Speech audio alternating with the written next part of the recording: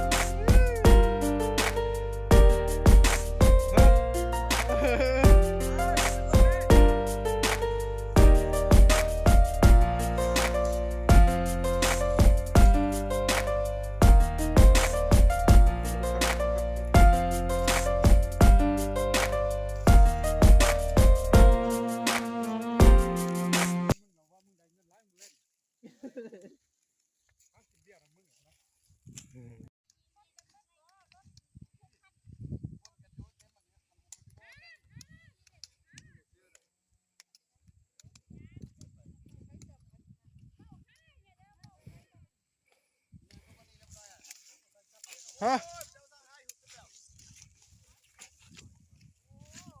แล้วเบียกก็ได้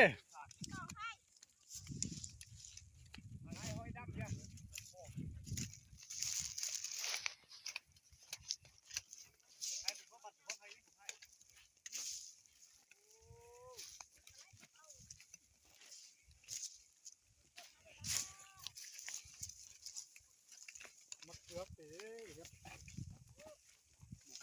บอกว่าคนนี้ก็มักเกือกนะ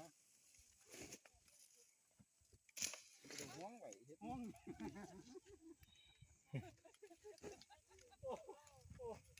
ตายเป็นเส้นเฮ็ดเขาเงินสิมันก้นแล้วนะอื่นคือก้น